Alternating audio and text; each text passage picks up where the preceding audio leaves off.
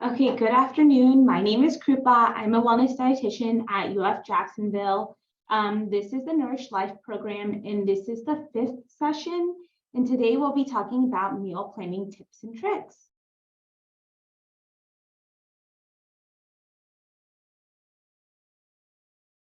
So we'll just kickstart off with some meal prep statistics.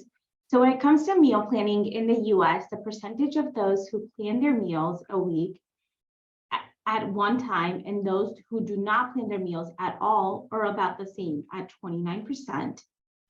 53% plan their dinners within an hour of eating it. That leaves dinner planners with little time to figure out what to make and let alone do anything about it, like if they don't have groceries and things like that. And then 73% of households with children plan their meals, opposed to only 27% among households without a child. This is mainly because meal planning helps control portion sizes, allows more time to spend with family, and generally cheaper than eating at a restaurant. And kids can also get involved in meal planning as well. So today we'll kind of talk about what is meal planning, steps to meal plan, some tips and tricks, and some recipe ideas. So what is meal planning?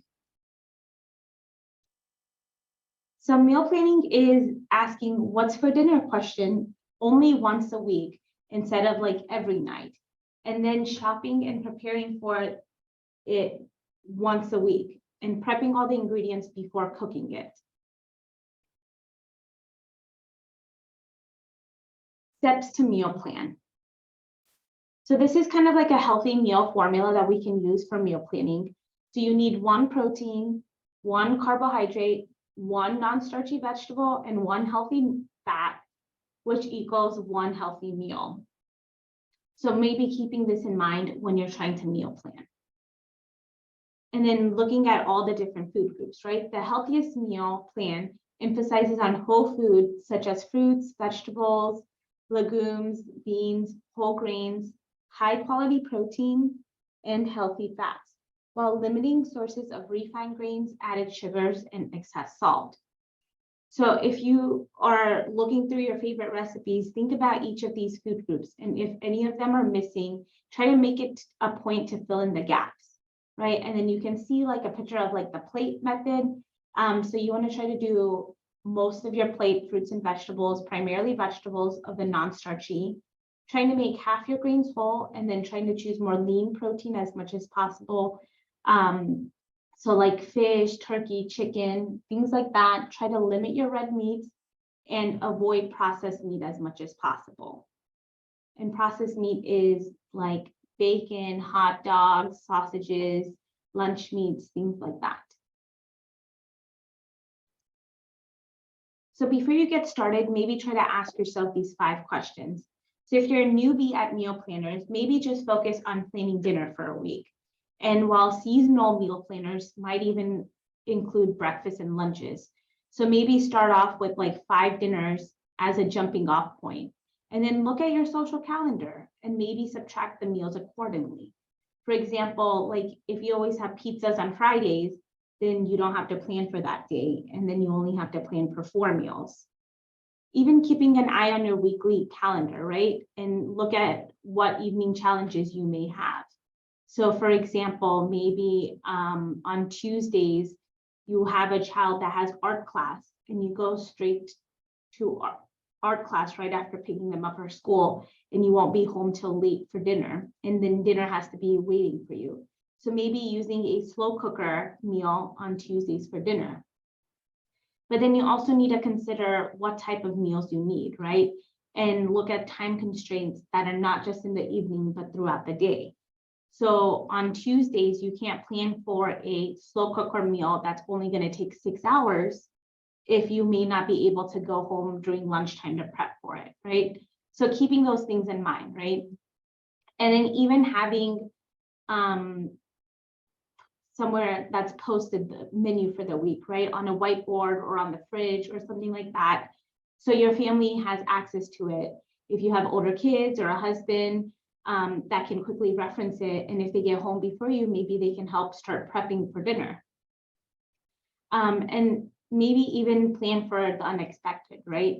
Like unexpected plans, traffic, meetings that may go long, things to always maybe try to plan for an extra meal and even write it in and maybe shop for it as well. Or even have simply like quick ingredients on the go, like maybe quick pasta sauce and pasta in the pantry, or have some eggs to make like a quick omelet or something like that as your plan B. So let's look at some tips and tricks. So making sure everything's organized, right? An organized kitchen, pantry, and refrigerator makes everything from menu creation, grocery shopping, and even meal prep a breeze. As you know what you have on hand and what your tools are and where they are and what the ingredients are. There's no right or wrong way to organize your meals or prep spaces. Just make sure it's a system that works for you. So looking at food storage containers is the most essential for meal prep. So if you're currently working for like a cupboard full of mismatched containers and missing lids, you may find meal prep process very frustrating. So it's well worth your time and money to invest in high quality containers, like maybe something that's clear and airtight to make it last longer and so you can see what's exactly in it. And even something that's microwave, refrigerator, dishwasher, safe like that. So it's easier for cleaning and one container can do everything. Maintain a baseline stock of pantry staple items is a great way to streamline your meal prep. So, and it's easier to simplify menu creation, right? So a few examples you definitely want to have on hand that's healthy and versatile are like things like brown rice, quinoa, oats, whole wheat pasta, maybe canned black beans, pinto beans, garbanzo beans, having some lentils on hand, low sodium broth, tomato sauce, canned tuna, nut butters, mixed nuts, and keeping some frozen items like frozen veggies on hand as well. So then all you need to do is, since you have these basic essentials on hand, all you need to worry about is picking up the fresh items on your weekly grocery haul. And looking out for herbs and spices as well can make all the difference between a meal that's amazing and then one that's just okay. So you always want to make sure you have plenty of variety of spices on hand to season your foods different ways. And then always make sure you look at what's in your pantry, your refrigerator, and things like that before making a list to go grocery shopping. So make sure you're shopping your pantry first. Some shopping tips that may help. So take advantage of buying in bulk as a way to save money, but only buy the amounts that you need and reduce unnecessary packing waste as well. So it's a great place to buy like pantry staple items like rice, cereal, quinoa, nuts, seeds, dried fruit, beans, things that don't normally go bad on a daily basis, right? On a weekly basis. And then also shopping what's in season is the best way to encourage yourself to try new kinds of produce. For example, like squash is normally more readily available in the fall, whereas tomatoes are best in the summer. So trying to venture out and try new fruits and vegetables that way as well. And they're usually cheaper when you shop in season as well. And then avoid temptations, like try not to go grocery shopping on an empty stomach and try to skip the snack aisle. So if you don't see it, you won't be tempted to buy it, right? Most healthy foods like produce, dairy, meats, fish, eggs are often found on the outskirts of the store. So try to shop on the perimeter first. Once you have what you have on your list, maybe pick a shopping day that fits best your schedule, right? Maybe like going to the neighborhood farmers market on Saturday mornings, or even hitting up the grocery store a weeknight when you're less busy and when the grocery store is less busy as well. If you don't want to spend time cooking every night of the week, maybe plan enough to have leftovers for the next day. And making a few extra servings of whatever you're cooking for dinner is a great way to have lunch for the next day without putting in any extra effort. And if you don't like leftovers, think about how you can repurpose them so you can use it in a different way where it doesn't feel like leftovers. Like if you're doing like chicken, maybe you can shred the chickens and put it into a taco or something like that the next day. And then some cooking tips that may help, which the first one is batch cooking, is when you prepare large quantities of individual foods and purpose of using them in different ways throughout the week. This method is especially useful if you don't have that much time to spend cooking during the week. So maybe like batch cooking quinoa or rice, or roasting a large tray of vegetables, tofu, or meat the start of the week, and then use them in different items like salads, stir fries, scrambles, or green bowls. You could also make a batch of chicken or tuna or chickpea salad and use them in sandwiches or eat with crackers, and even add them to salad. So you can prepare, or like hummus or something like that, where you can use throughout the week as well.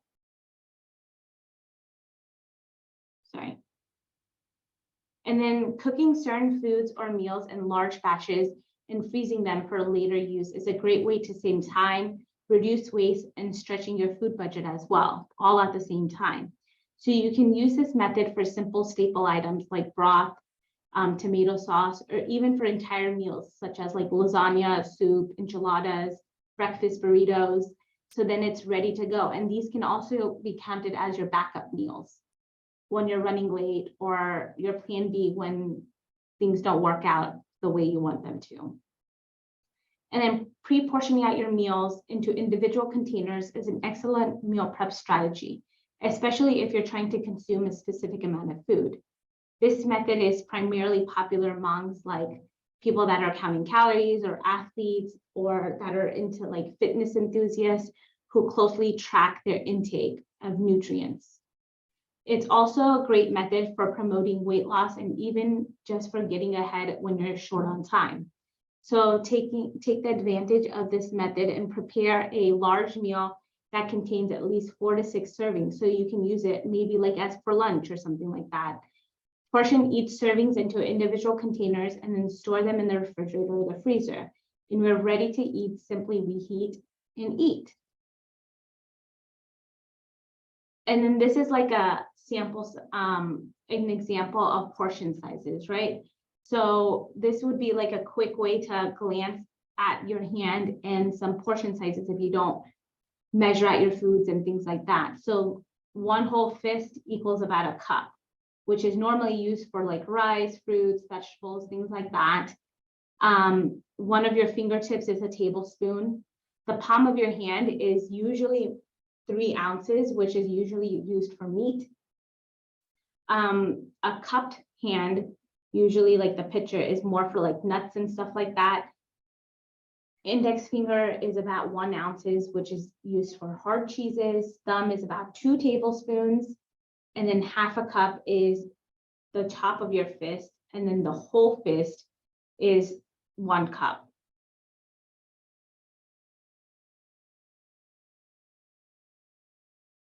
And then these are some other tips that you can also use, right? So washing and prepping fruits and vegetables. Like if your goal is to eat more fruits and vegetables, try washing and preparing them as soon as you get home from either like the grocery store or maybe even a farmer's market. If you open a refrigerator and find freshly prepared fruit snacks, fruit salad, or like carrots or celery sticks that have already been cut up and it's ready for snacking, you're more likely to reach for those items when you're hungry versus like if you had to use the whole celery, wash it, cut off the ends, cut into smaller pieces, which you're going to be like, you're going to get lazy to do them. And then prep smart, not hard, right? So don't be afraid to acknowledge the needs to be cut corners, right? If you're not great at chopping vegetables or don't have time to batch cook or pre-portion out your meals, there are likely some healthy prepared options at your grocery store. And even like looking into like pre-cut fruits or vegetables or prepared meals are usually more expensive, but if it's a convenient factor, which takes you like less stress in your life, then maybe do that, right? And if it gets you to eat more vegetables, then maybe it's well worth it. And remember, not everyone's meal planning and preparation process looks the same. So do what you're able to do. Use your slow cooker and your pressure cooker. These are great tools. They can be lifesavers for meal prep, especially if you don't have time to stand over the stove. These tools allow you more freedom and hands-off cooking, so you can meal prep while stimulously finishing other chores or running errands. Even try varying your meal. It's easy to get stuck in like the same routine, right? And eating the same foods day after day. It's best your meals can quickly become boring. So, and it leads to a loss of culinary inspiration if you're eating the same things over and over again. So you definitely want to use like variation. To avoid this, you can maybe try cooking new foods or new meals on a regular interval, maybe like once a week, try a new recipe that you haven't tried, or even swapping out the staples, right? Like if you always do brown rice, maybe try swapping it out for quinoa or barley or farro. And if you like broccoli, maybe try to substitute it out for cauliflower or asparagus or Brussels sprouts for that meal. You know, try switching it up. By those little few changes can make the difference. And you can also try to consider using just fruits and vegetables that are in season, right? That way it can help you add in different types of fruits and vegetables in your diet and save money at the same time. And make sure it's enjoyable, which is most important.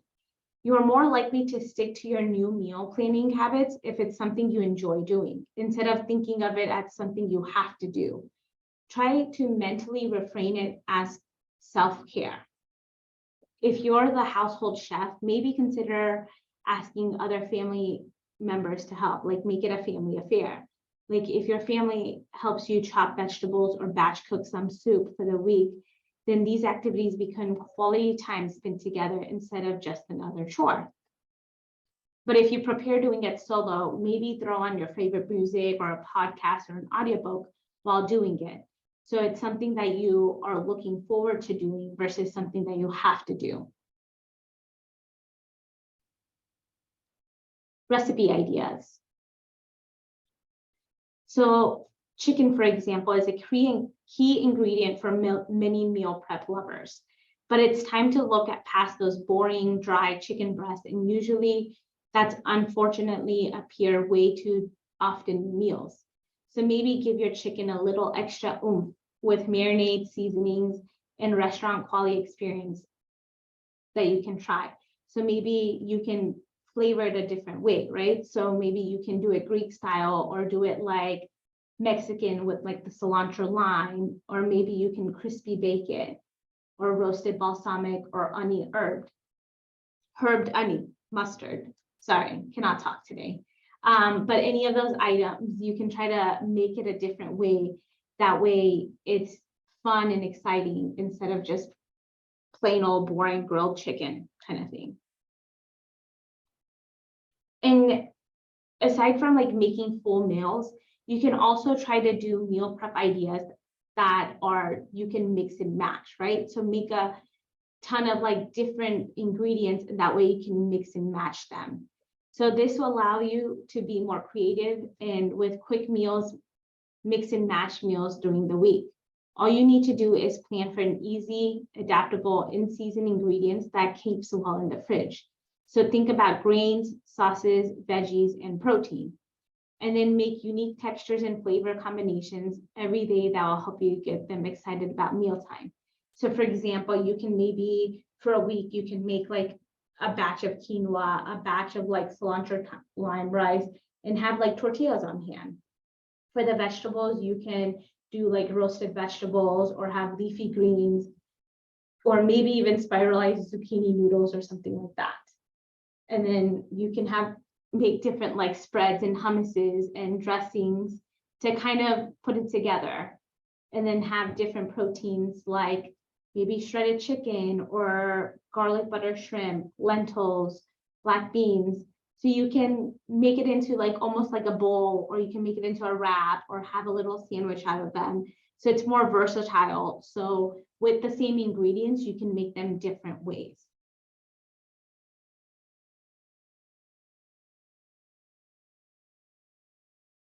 And then some meal prep websites that you can kind of use.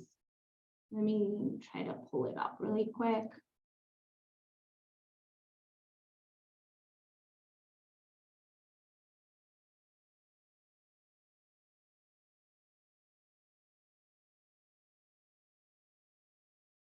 So these are like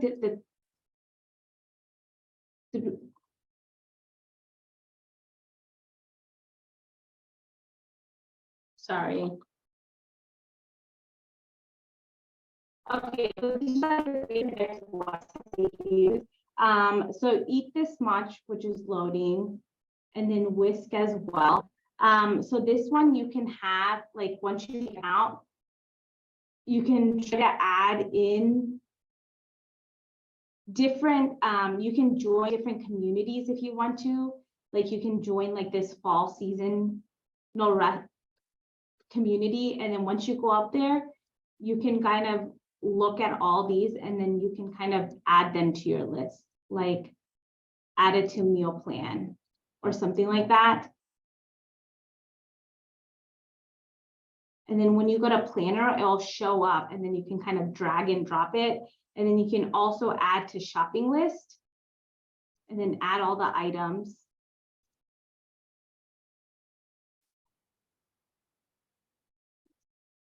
And then once you click on shopping list, it'll kind of break everything down for you on how much you need.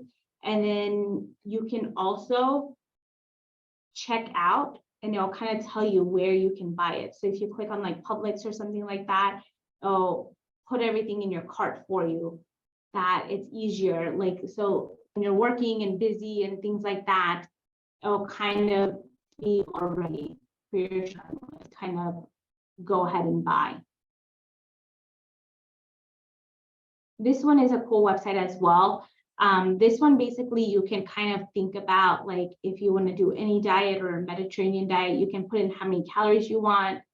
And then if you want to do 3 meals, 5 meals, things like that. And then once you click generate, it'll kind of give you like breakfast, lunch, and dinner ideas.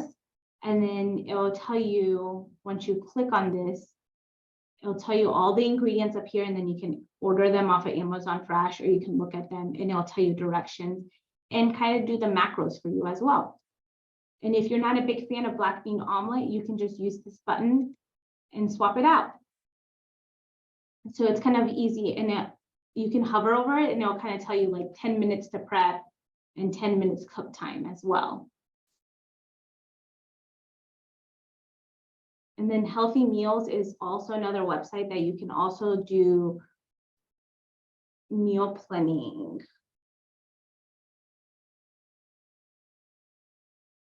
Not letting me log in right now, but it's kind of like very similar to this Whisk website.